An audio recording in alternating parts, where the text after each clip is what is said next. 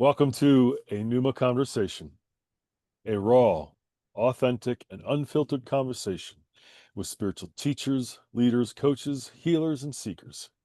Get to know who we truly are beyond the polished world of interviews, social media, podcasts. We are human. We struggle too. And join us in real conversations that heal, transform, and inspire. These are the conversations that remind us what it means to be alive. And today, we are in conversation with Beth Mueller. Beth, welcome to the conversation. Good day. Thank you. It's good to be here. Yes. You are also another fellow Tehardian. You're part of the ATA, as am I, and one of the few that have stepped forward and said, I want to have a conversation with you. And I'm truly honored and I thank you. But we have more connections other than that, and we will get into that as we go along. So, who is Beth? Enlighten us. Take us into your life a little bit. Okay. Well, thanks for asking. It's a pleasure to be here. I've been watching many of your interviews, and I'm just like, why are you asking me? But I just said yes, and I'm happy to be here. So Beth grew up in Minnesota, and kind of a small town triangled by three rivers. And I'm four of five kids, and we're very close in age. So I sometimes think that we kind of grew up in a litter of, like a pack all born together. And we grew up Catholic. I went to Catholic grade school and through eighth grade Catholic school. It was a good middle class loving kind of situation for me. We had a lot of kids in the neighborhood and no fences, and everybody's mom was everybody's mom, and Okay. it was like that. I'm dating myself a little. Unfortunately, we don't have that kind of neighborhood available to most kids right now, but Yeah. it was good. So I went to Catholic school, as I said, and I believed in God. I always felt close to God and was kind of a sensitive person. And I was thinking this morning about uh, the kind of things that I was told as a child about myself. Usually, you're too sensitive, and Plato said you are at 7 what you will be at 70, and I'm much Okay. closer to 70 now, and I'm like, That's still me. Like I still have that Okay. sort of connection with spirit. I Mm. didn't have those words at the time. Uh, but as I went through high school and I saw sort of pop Christianity and listened to the music, I just didn't want to have much to do with it. It was the time of Tammy Faye Baker and a lot of Yeah. televangelists who were going to prison and were defrauding their congregations. And I had a conversation with God because I always believed in God that I'm not interested in this is what if this is what you have to offer. And I would have to also say that we didn't study the Bible through eighth grade. We didn't. I couldn't have told you what the gospel was, but we knew a lot of saints and we knew a lot of prayers and we went to Sure. church often. So I was connected, but I didn't really know what the message of love was about. So through my 20s, I lived pretty fast and furious, and I did tell God, like, if I live through my 20s, then I'm in. Then I will Yeah. pay attention. But God, So a lot of negotiating and bargaining going on with God. I think that's probably the right words for it. Yeah, yeah, you got it. Are you Yeah. familiar? Yes, I am. Oh yeah. Yeah, something I think many could relate to. Yes. Yeah. So in when I was 28, I got married. When I was like 29 and a half, I had a child. And when she was 1.5, well, backing up, during that time when she was an infant, we moved and rented the parsonage at a United Methodist Church. And you've heard the story. I'll try to make it shorter, but um, the board of trustees then became my landlord, and I started to kind of dabble in United Methodism and see what was right next door. Mm, And then my husband left when my daughter was 1.5, and so I had to scramble to make a living, and I uh, suggested a proposal that they lower my rent and then let me have roommates in the house. It was a big house, and they said yes. So I was basically probably saved from being homeless or going to a shelter with a baby. And I thought they're practicing what they're preaching, and I was curious about what they were preaching. So I started going, and several years later, I was in the Good Friday service, and I I saw this red cloth on the cross, and I heard a sermon that was very unlike United Methodist sermons. It was about the blood of Christ and the stripes, and the uh, if I was the only one on earth, Jesus would still have died for me. My sins put him on the cross, and that very atonement take on theology, which I don't adhere to. And I was raised Catholic, so I knew about the sacrifice. Good Friday was on our calendar every year. yeah. But for some reason, while I was sitting there, I heard in my head the word an invitation to partnership. And Mm, I know it wasn't me. I wasn't thinking about partnership. And it just stopped me in my mental and spiritual tracks. And it was such an invitation, like a juicy, perfect, yeah. specific, personal word for me. Like, oh, I can do that. What do you mean by that? Yeah, I'm in. What do you mean? You know, it's where you Yeah. say yes and then you say why. You know, Right. um, Yep. So it was the spirit, it was the spirit of God who knows what specific language and way to reach us. It may be music, it may be colors or dance or a baby smile or something. But for me, it was that word, because I'm very involved in my own spiritual life, and I want to have something to do. I want to be hold up my end of the deal. So I said to God, okay, well, you're going to have to change my friends. I need a new church. I need a new, I knew everything I'm doing is wrong, as you know. You've got a lot of work to do, but I'll do whatever my part is. And then my spiritual journey began Yeah. in a public way. So Mhm. you completely surrendered and invited in whatever was going to come in through the direction through God's guidance. Yes. Yes. And Beautiful. I knew I had changes to make, and I started on them that night. I was like, okay, this has got to go in my life, and that's got to stop, and this has got to be added. Mhm. What? I'll jump ahead, but Yeah. go ahead. No, it's okay. I was just going to ask what did you feel, and you may have said and I missed it and I apologize, but what did you feel was not working in your life that led you to say I need to surrender and I'm hearing these words and I need a life change. What was happening for you?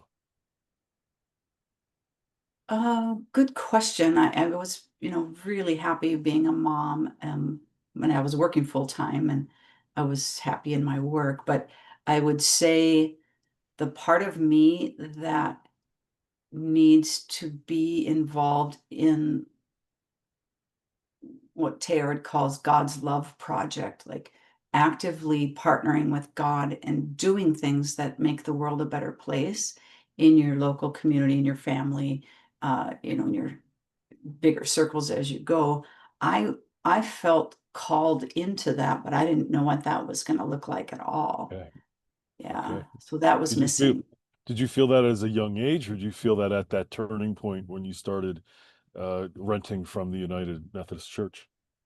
I always felt that. Yeah, Okay. even as a little kid, I would have have a play in the garage. All the kids need to be involved, and I make sure everyone has, something to do. And yeah, I always felt communal. maybe being Okay. 4 or 5 had something to do with that. But uh, Yeah. yeah, that was my nature. That is my nature. Yeah. Sure. Okay. Yeah. Yeah. Beautiful.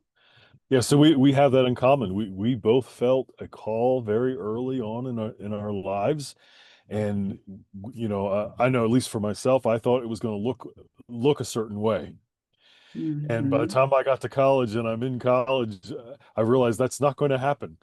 And so, and kind of something is kind of similar happened with you. You didn't go down the ordination path. And so, and there's a lot of us out there, I think, with that have the same kind of story you and I do. We feel the call in our lives, and we know something we want to do, but then something, a fork comes into the road and goes, well, you have a choice now, Hmm. and a choice that you didn't even consider. And sometimes, at least it was for me too, that fork in the road, I didn't know where the other road was leading towards. All I could see in that moment was it wasn't leading toward nation. And I got scared and I go, okay, then what do I do? But I Yeah. know I need to surrender to this. I know I need to be faithful. and Hmm. and it didn't show up till almost 20 some years, actually a little, yeah, 20 Wow. some years later, to how my calling would unfold.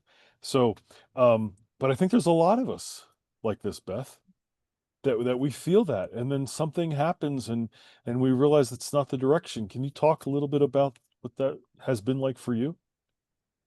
Sure. So I need to fill in a little bit of Yeah, time up to the sure. um, so I eventually started college. I didn't go to college right out of high school. And I took a class, so it was a it was a University of Minnesota, and I wasn't a religious institution, but I took a class about the New Testament, and I was just blown away about this science and the scholarship that goes into exegeting the text. I'm like, what is Yes. this? You don't just read it and accept it the way it is, and there's the literal word is supposed to, Yeah. you know, be the voice of God for you. I was just so astonished and happy that there was a academic discipline, a rigorous academic Yes. discipline around understanding the text. And the professor, she was wonderful. Uh, and I really think that that's where I started thinking uh,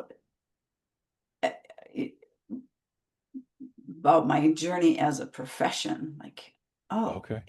this sounds this is something I could get into. I don't accept things on face value very easily. I haven't been given that gift. I've been given the other one. I'm a Yeah. contrarian.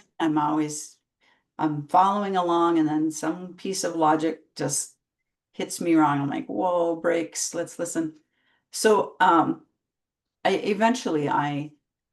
graduated from college, and Yeah. I joined the United Methodist Church eventually, and I was in this program called the Urban Academy, and the general board for the whole, you know, country, the conference of the United Methodist Church was putting this on in large cities. So they had these professional trainers that came in, and it was a 2-year program. And my little church that was next door, that's the church I was still a member of, they were participating. There were 30 urban churches.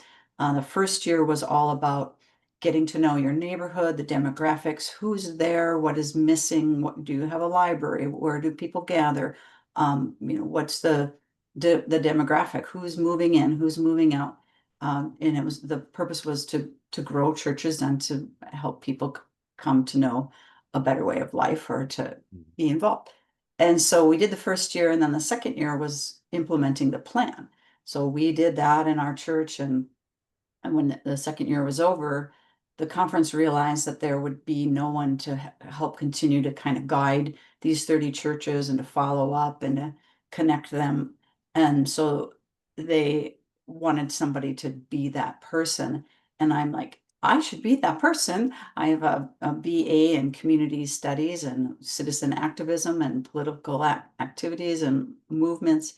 And so they said, apply. I applied and I got the job. So for the next five Wow. years, I worked for the United Methodist Church Conference of Minnesota, as the coordinator of urban ministries. And my call was beginning to be shaped into urban ministry. I, could see that.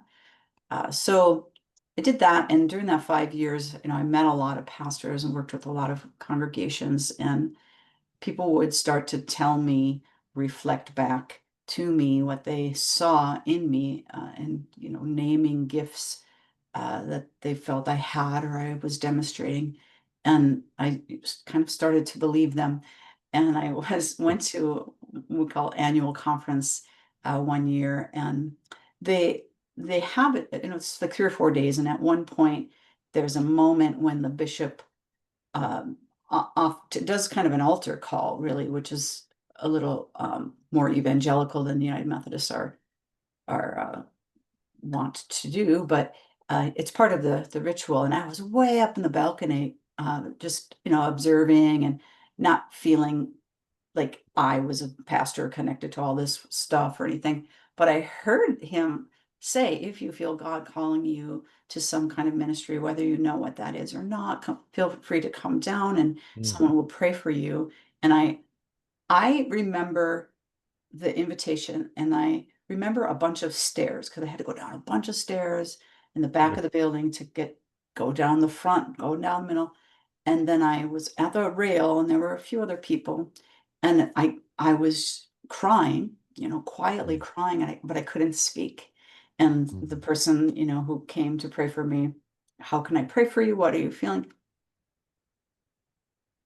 Mm. Nothing. I couldn't even open my mouth. I had Wow. nothing to say. And not because, I think I was just overwhelmed. I didn't know what the words would be. And I don't know if I assumed the spirit knew what was going to happen, but wasn't giving me a clue. So they prayed for me, and that started formal, the formal process to be ordained in the United Methodist Church, which starts very Right. early. You have like a year of mentorship with someone, and I did all those things, and I got, this leads into your question. Like I took all the steps. I eventually moved from Minnesota to California to go to seminary. I felt called to ordain ministry, and I mean, others felt I was being called to ordain ministry, and so I went through the requirements there in my state, and then I went to grad school and continued the process. So there's an academic process where you have to have a master's of divinity, and there's a more ecclesial process where you go through a series of writing and interviews at district and conference level. And that took me 12 years, and not the degree. I got the degree on time.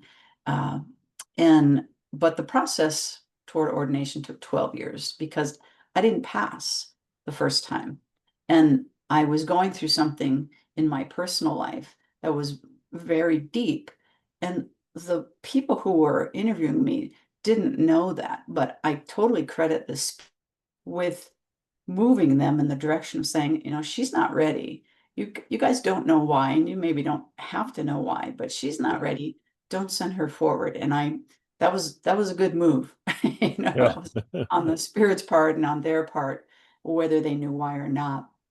Because I would be a congregation's pastor, and I wasn't equipped in my personal life yet to be available, right? Mm. And then it was 2 years later. I did it again. I wrote all the papers. My papers were good. My theology was good. Um, but I never got past the conference, the big Yeah. interviews. And it was very painful, Mm. extremely Yeah. painful. Yeah. But the last time, I mean, for the third time, I said, okay, God, please let me know if you think I should try one more time. And the people who know me were saying, absolutely, we need you as a pastor. We need your gifts and that sort of thing.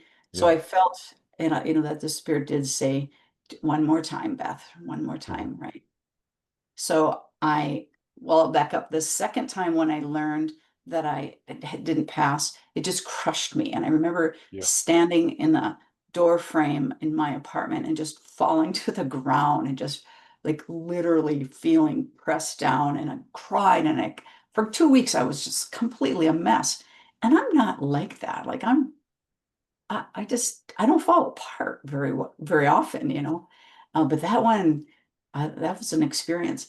The third time, so I go ahead and I do all the papers and I do the interviews, and I miss by this point zero something, and I get an email, and that's how they tell you, and I just broke out laughing. I just was Mm. like, it was just so funny to me in a sort of not funny way, but just Yeah. I'm free now. I'm Yes. free. I'm done. 12 years of knocking on this door that the doorkeepers don't want to open. Okay, I get it. I get it, you know. But now what? Right? Right. Now what? Yeah. Now what? So that's that fork in the road that you were talking about. Although, I had been involved in urban ministry the whole time. Okay. Along with two very dear friends, Reverend Betsy Anderson, at the time had retired as an Episcopal priest, and a New Testament scholar that I had at Claremont School of Theology, Professor Susan Funston, and I led a Bible study in Skid Row, which is a very rough area of concentrated homelessness in LA, for 9 years, every Tuesday night during this whole Wow. time when they were Yeah. saying, we can't use you. And I was being used. And just, I mean, it was a fascinating experience, and I learned more. Sure, I learned more than anyone learned, from me. But I wasn't done in ministry. It just had to look different. I Yeah. ended up being a hospice chaplain for a Okay. while, which is definitely a ministry, and a calling. Hmm. Uh, yeah, so I've done a lot of different things. Was a disaster case manager for people who lost their homes in the Woolsey fire, which was November 2018 here out in Southern California. And we've had other fires since then. And some of my friends who were lost their homes in 18 are just finished building them now. Oh, That's, wow. yeah, it'll be 7 years in November. Yeah. So ministry takes various forms, right? Absolutely it does. Yeah. Absolutely it does. And I thank you for pointing that out. And we think, well, because we grew up in the church, well, then if we have a calling on our life, well, that automatically means ordination or to be a pastor or of some kind. Yeah. And but all the language the local community knows. And there's Yeah. this Yeah. whole process that's involved.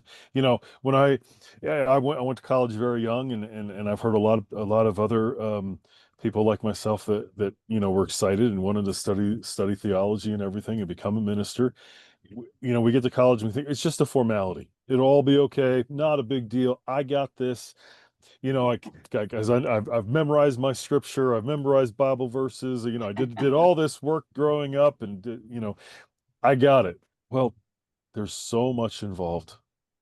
There's Mhm. literally actually understanding what the text actually is saying and Yes. how it came to be. Hmm. And we don't get that. We get the Reader's Digest version in church, you know. Right. And Yeah. and so that process is sacred in itself, I believe. Mhm. Even though it's not part of my life anymore, I still think that process is very sacred and it's very holy. I agree. Yeah. I could see that on your face.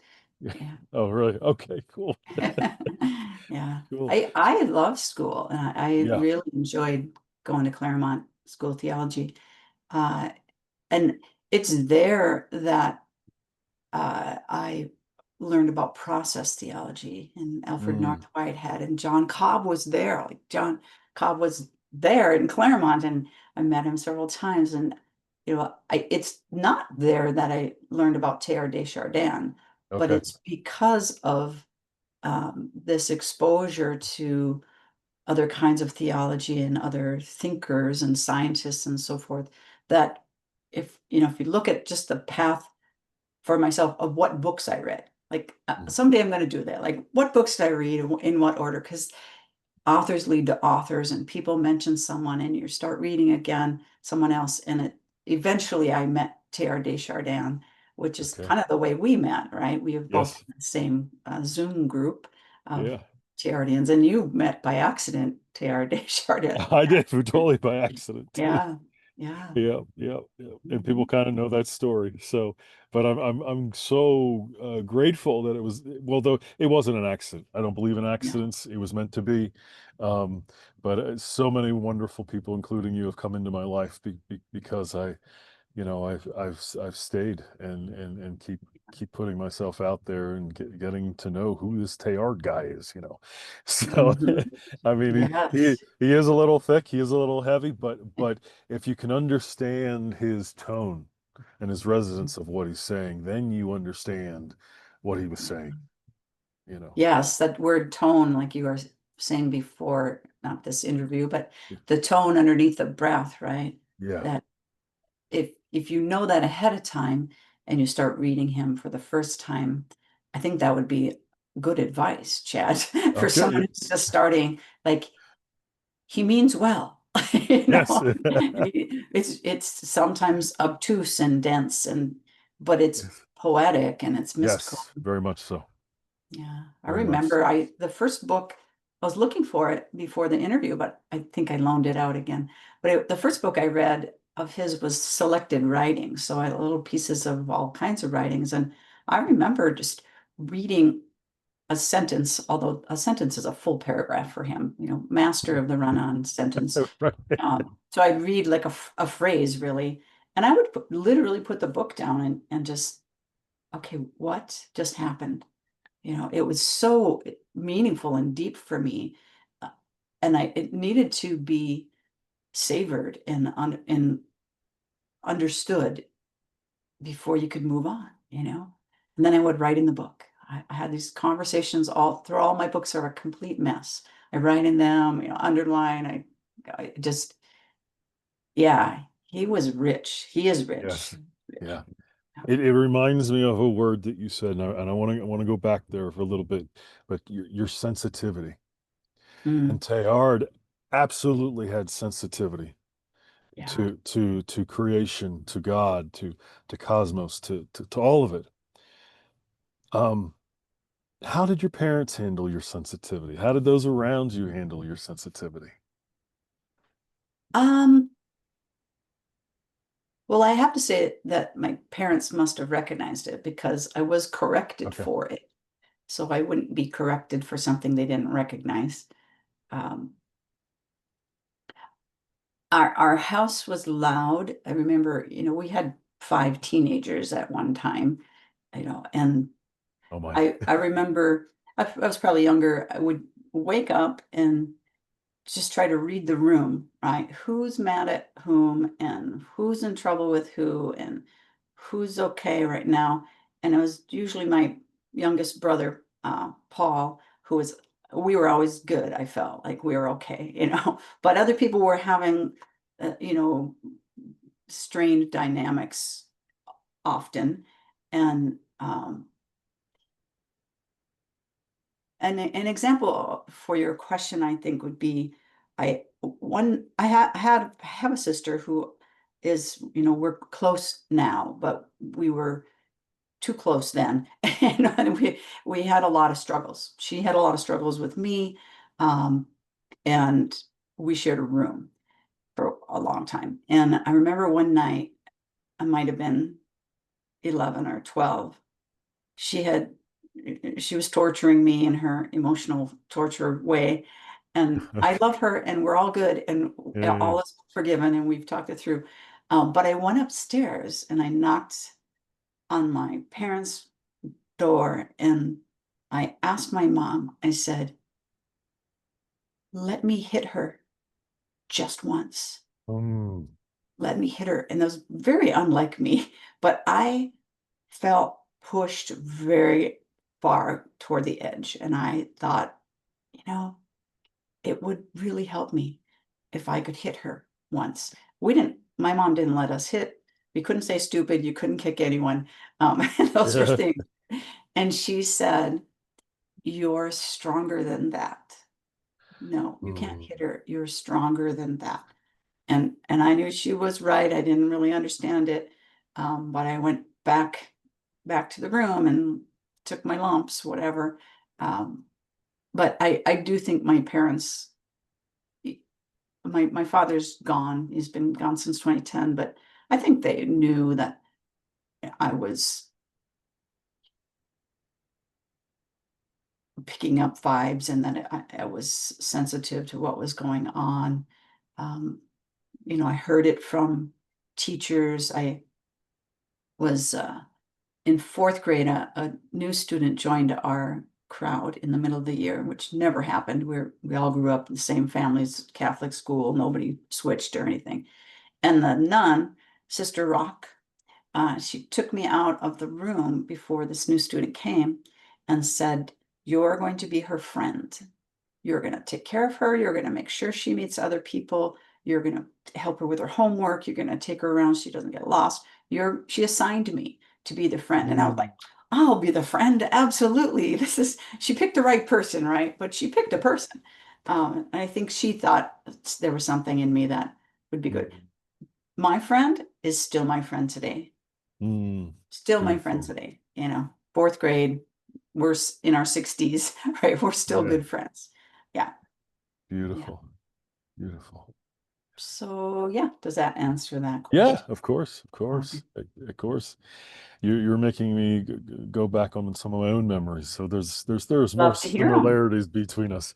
It's not the right time right now, but yes, the sensitivity is a big one, and I hear that so often with people like us that we're called to ministry, whether it's ordained ministry or some type of ministry. We have this sensitivity, and sometimes it shows up at inconvenient times, and we wish it wouldn't, and then it shows up at the just the right time, and Mhm. we're in our element, we're in our moment then. But even the times when we wish it wouldn't show up, it's still holy, it's still sacred, Mhm. and Yeah. it's learning how to navigate through that. So I want to fast forward Okay. to now. Okay. So another connection we have at the time of recording this, you have just returned from your very, and if you could please share what your experience was like, because as you know, I have hiked it 6 times. I absolutely love it. It's one of my other homes that I call, I have several homes, Mm. and the Camino is one that is so dear to me, as you know. And so if you're willing, please share what your first experience was like. Okay. Yeah, I hope to be able to call it my home because I've gone more than once. I'm Yeah. going to go back. Um, it Yeah. was And amazing. It was, people may recognize the cathedral behind me, and that's yes. Santiago. Yeah, that's you. Uh, yeah, it was very hard at times, Mm, very hard. yes. Very also rewarding. Uh, all the things that happen. You meet wonderful people. You have challenging moments. I loved, oh, first, why did I go? I watched the movie Yeah. The Way, which is a Okay. lot of people's Yes. introduction, right? And I Yeah. couldn't believe it. There was a way that you could be outside for weeks on end if you wanted to, that you could sleep in a bed, that you just Yeah. carried the stuff you needed, uh, Yeah. and you got to walk. I thought, wow, well, I want to Yes. do that, you know? I mean, out Yep. here we Yep. have the Appalachian Trail and the Pacific Crest Trail, Hmm. but you're backpacking, you're carrying your kitchen and you're carrying Yeah. your house. I don't think up to that right now, but Right. walk That's and a whole other walk. level compared to what we're talking about. It is. The shower and a kitchen, Yeah. Yeah. Yeah. a hammock every now and then. It's It's just fantastic. Yep. So that turned me onto it in the first place. Mm, And so I planned it for last year, but then I got breast cancer and I had mm, to take care of that last year. And I mean, I had the best possible situation, caught it so early. So it's mm. not a big part of the story, but Yeah. I had surgery and got that taken care of. And I'm super fortunate that I could go this year instead. Yeah. So, yeah, I did a lot of listening. I did a Mm, lot of listening. even when I was alone, like certainly listening to people that I would find myself walking with. Um, and I remember this one time I was in the eucalyptus forest, and it's a gorgeous place to be. I took the coastal Portuguese route and then Okay. central Portuguese. And there was someone walking behind me, and I was alone, and I looked back, and there was a woman seemed to be about my age, and she was walking alone. And I mean, I generally leave people alone unless they want to approach me, but I stopped for some reason and waited for her. Hmm. And uh, we met. Her name was Elena. She didn't speak any English, and I just have a limping along grasp on Spanish, but she spoke Portuguese. So Okay. we all pretty much stopped talking, and we just communicated instead. And we were Yeah. akin, we were totally akin in our awe of the forest and the trees. And we would talk like this. And we just look at each other and like, yes, we totally understood each other's love for where we were, our sense of spirit being there with us. And uh, I'm not someone who can easily pass up running water without taking my shoes off and going in. And Okay. as part of my, I'm alone. I'm a solo pilgrim, Yeah. and so I get to do what I want, basically.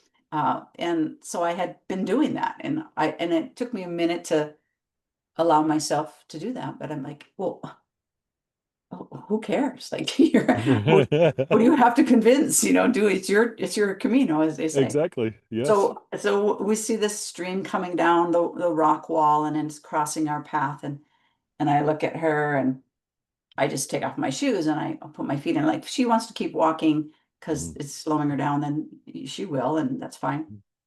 And she takes off her backpack and takes off her shoes, and we're like splashing around in this water. And it was so like she was a sister of mine immediately, like a sister of the Camino. Yes. We kept walking. We went to this little bar. They call them bars, but they're little cafes and such. And we had ice cold water underneath this vineyard. What do they call the trellised grapes that are above your head? Uh, the Uh, vineyards. They yeah, I don't know what it is, but yeah, I know what you're talking you get about. the picture, right? Yeah. And there were Yes. other pilgrims around, and I had a bottle of cold water that I had just gotten. And Mhm. one of my tricks when things are hot, like go to a Dodgers game or something, I stick the cold water in my shirt, right? And so I just Yeah. did that, and she's laughing, and then she takes hers and she puts it in there, and oh yeah, cools your heart down, cools your whole body down. And we would just look at each other, and then I would reach in and go, and I would turn it to the cold side, and then we would just break up laughing. This is kind of listening without. I don't think we shared 4 words, you know, and then we parted ways when she was going one way and I was going another, and we had our big hugs, and we knew what we were saying. Mm, yeah. There's different kinds of listening to, the forest, listening to the ocean, listening for God's voice in Yeah. other ways, Absolutely. We It was don't need words to communicate all the time. no, not all the time. Yeah. And it's one of the things I love about the Camino is that you meet so many different types of people that and Mhm. so many different languages, and you're not always able to communicate with words, but the the spirit of the Camino, the Mhm. essence of what we're doing is the communication. And from Yeah. there, it's the tone. I didn't think about it until this moment. It is the tone of the Camino at the point where we communicate Hmm. because we understand the tone. Yeah. We understand what the Camino is saying to all of us because we're all there because we know that we feel called to be there. Yeah. Exactly why, we don't know, and sometimes we don't know after we've completed it. Um, but we're all there for the same reason, and that's what brings us together. Hmm. And it's a sense of community, and it makes the world feel a heck of a lot smaller. And it makes It you does. realize Yeah. that, and just as this podcast is, it makes you realize that we all have the same struggles. We Mm. all make the same mistakes, and we're all just doing the best we can with what we have. Yeah, yeah. That commonality is, it's built into us. We're not like different species from each other. We're imbued with love, energy, as like Teilhard might say, and we have this consciousness for a reason, and we Yes, can share our consciousness, our thoughts, our feelings with each other. And we're not all alike, but we're all the same. yes, Yeah. it's so Like true. we talked about Teilhard, the tone underneath the breath of his sometimes Yeah, convoluted sounding writing is, he cares, right? he He, cares. he Yes, he cares. And the Camino, same way. You, yes, the Camino is here to help you, to teach you. There are things that are going to happen, but you're in this womb, cradle of the Camino where people you meet are going to get it. Your first conversation might be about blisters. It might be about K-tape or moleskin or ice or, how are can carrying I, too much in your bag. you got to get rid of all of those nuts. They're too heavy or whatever. Yeah, yeah, You yeah, don't, yeah, you yeah, don't need three pairs of shoes. Yeah, I mean, yeah. the tone under the breath of the Camino is care.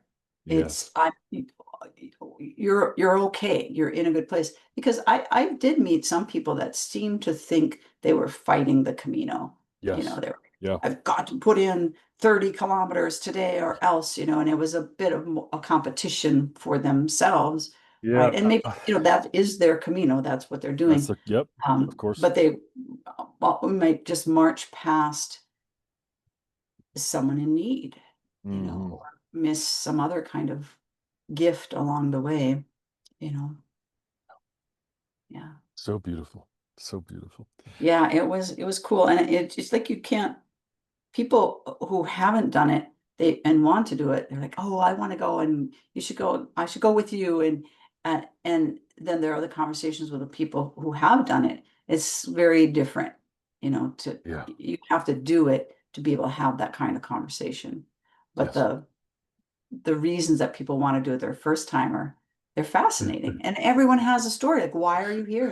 yes, yeah. There's no small talk really. It's just, No, why are you here? Well, my father died and we were yes, planning to go together and yeah, yep, I wish he yeah, was here. And then they're crying and it's beautiful and they need to talk about it and you need to listen. And it, you just cut to the chase right away, you know. yeah, yeah, you do. Yeah, Yeah.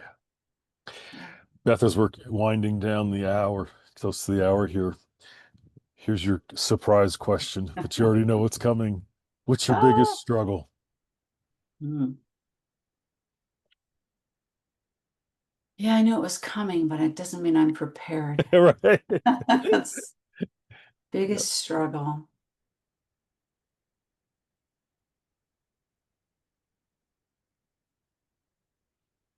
It's hard to live in America right now. Um,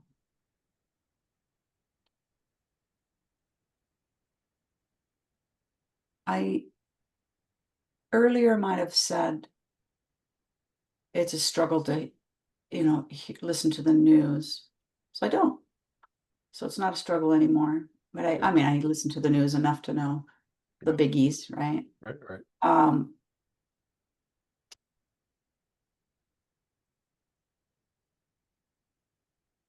I think I feel frustration when we're not moving, when I personally don't feel like I'm involved in God's love project in the sector called Save the Earth. Like Okay. I I like I'm many decades old and I haven't really contributed in the ways that if I poured all my energy into doing something, picked Mm, something, right, to really focus on to help save the earth, I think I would be able to make a bigger difference. And I'm still working. You know, it's easy to get distracted by the things we do to pay bills and all of that. mm. But I've been saying that for years. Like, get over it and do something. I think my biggest struggle is not even finding the thing to do, but trying, trying to find the thing to do, you know? Sure, Yeah. sure. And also I am frustrated by the lack of knowledge that the world has about Teilhard.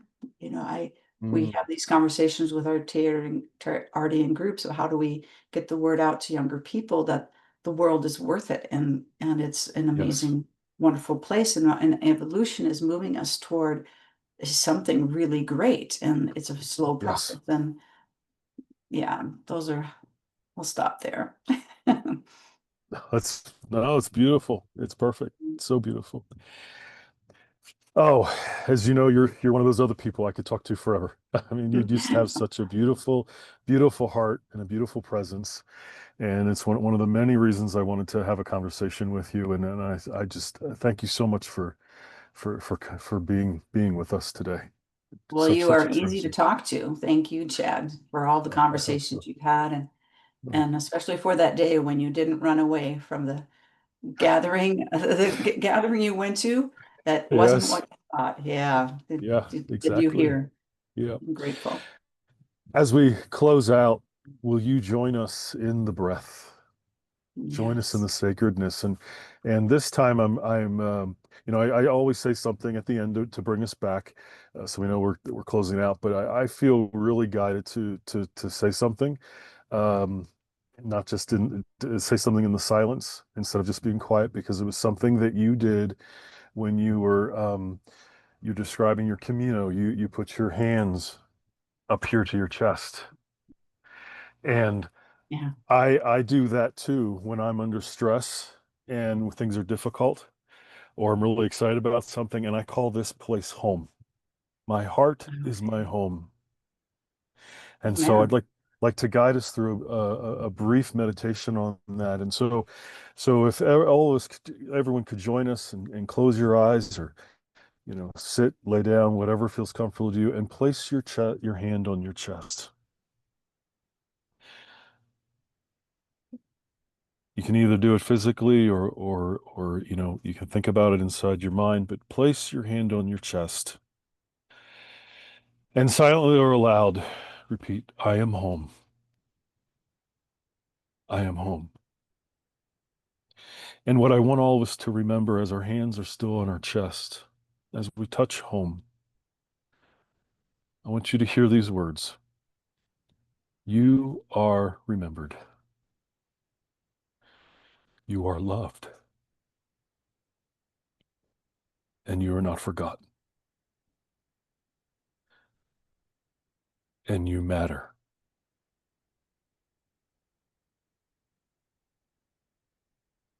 Take a deep breath in, hold it for 2 seconds, and then breathe out and say one more time, I am home.